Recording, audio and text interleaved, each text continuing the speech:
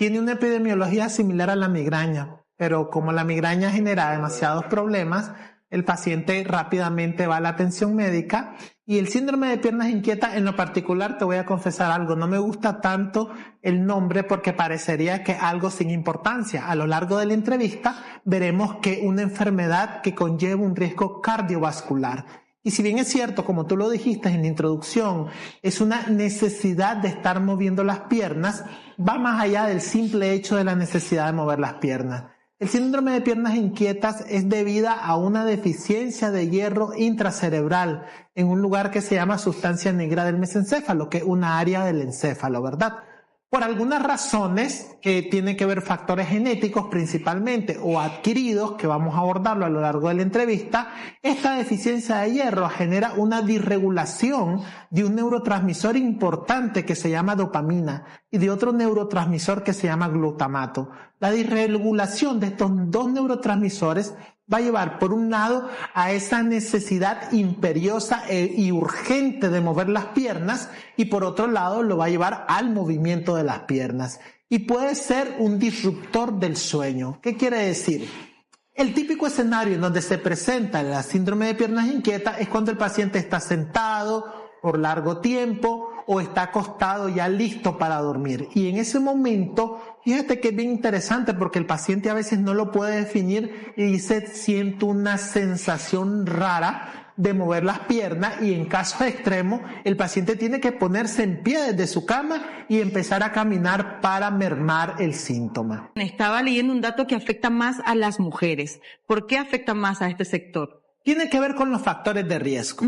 Más que decir que a las mujeres, que si bien es cierto, es una población muy vulnerable para este problema, es a la deficiencia de hierro. En general, las mujeres manejan menos hemoglobina que los varones y de ahí un factor de riesgo. Pero fíjate que más que en solo la mujer embarazada es especialmente susceptible a tener este problema. Pero también hay otros factores, como por ejemplo la enfermedad renal crónica, por ejemplo anemias carenciales en personas desnutridas o personas que le han hecho algún tipo de resección intestinal, personas con enfermedad hepática crónica que ya está teniendo baja de la hemoglobina. Cualquier trastorno de absorción del hierro puede ser un factor de riesgo para que la persona desarrolle este síndrome, pero obviamente tiene que haber algún grado de predisposición genética para que, sumados tanto el factor genético como el factor adquirido, el resultado sea el síndrome de piernas inquietas. Yo puedo estar sentada y estoy moviéndola. ¿Puede ser esto por ansiedad o netamente tiene que ver con las piernas inquietas? Mira, es una muy buena pregunta porque aquí viene el gran acápite que se llama diagnósticos diferenciales, que de hecho es un problema. ¿Qué cosas se parecen al síndrome de piernas inquietas pero no son piernas inquietas?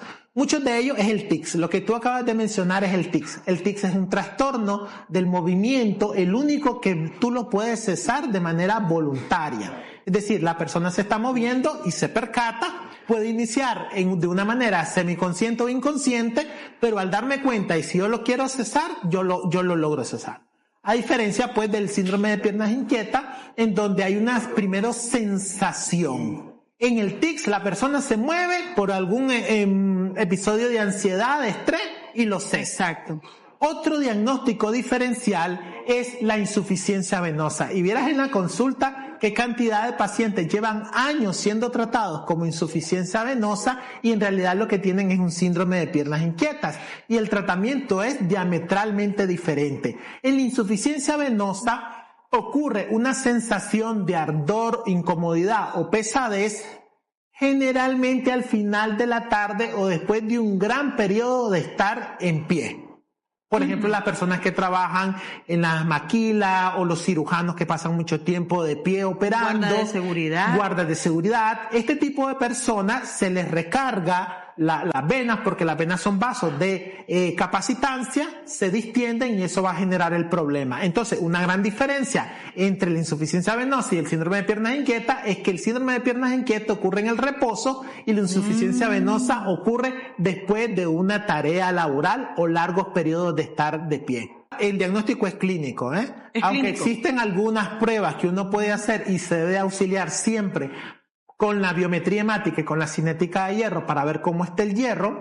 El diagnóstico es clínico y el paciente te dice, doctor, yo tengo un problema para dormir. muchas veces llegan porque no pueden dormir, porque el problema es tan importante que les genera dificultad para el sueño. Y ya cuando uno les dice, ¿me puede explicar? Te dice, cuando estoy acostado me da como una sensación fea, como un hormigueo, como un adormecimiento. Algunos te dicen como un disconfort, que es como una palabra comodín cuando no puedes explicar muy bien los síntomas. Y me mejora, doctor, cuando me levanto y camino, o cuando me paso las manos o muevo las piernas. Estando en cama, eso mejora. Muchos pacientes tienen el síndrome, pero les dan algunos tratamientos para otras cosas que son efectivos para el síndrome. Entonces, la prevalencia real a veces es bien difícil determinarla. Si existe la duda, uno manda a hacer un test que se llama test de inmovilidad sostenida, en donde mire el tiempo que el paciente es capaz de estar acostado en reposo sin mover las piernas. Y si ese tiempo es menor a tanto, que ya está eso definido a través de la guía, el test es positivo y uno puede establecer el diagnóstico. Pero en la mayoría de los casos, esto se puede hacer de manera clínica. Siempre que yo tengo un paciente con piernas inquietas o lo sospecho, yo debo de ver los factores de riesgo. Por ejemplo, si es una mujer, como ya lo mencionamos, si es una mujer embarazada, con mucho mayor razón, o tiene cualquiera de las enfermedades que hemos mencionado que tiene como característica en común una deficiencia de hierro.